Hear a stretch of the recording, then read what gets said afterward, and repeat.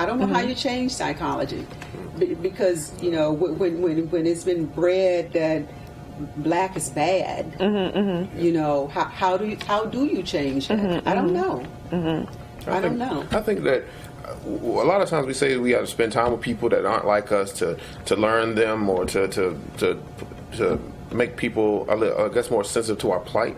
But what I've seen is that I've known people white guys who hung around black people all their lives, and they you would think that they would grow to be these very inclusive people, but as they get to a certain age and they have to rely on their white privilege to get ahead, they become just as racist as the ones who hung around nothing but rednecks and white folks. You know what I'm saying? But then I've seen those people who hang around rednecks and white folks in their family, and then they spend their lives trying to stave off that image, and they become very inclusive. They don't want to be like what they saw their parents to be. So I think that the only way that's going to happen, that we're going to change people's minds about who we are, is for us to change ourselves, not to whiten ourselves up or to submit to conformity. I think that we should tell people that we need to redefine what blackness is. The dreads and stuff. If you know that people ain't gonna give you a job because you got dreads, don't accent that by putting a tattoo on your face, or getting a tattoo on your neck, or putting a tattoo on your hand,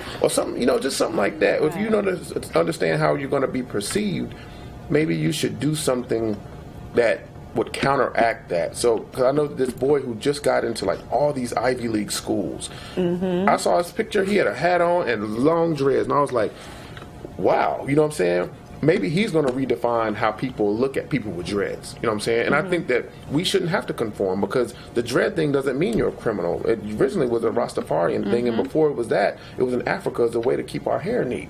But the media has, like you said, they showing all these brothers that look like criminals supposedly in white eyes and putting them on the screen. So that becomes emblazoned in people's heads that those are criminals. So next time I see a person with dreads, I'm a move away from them. But because of the Obama effect, I think that in the psyche of white folks a lot of times now, they don't fear the thug anymore.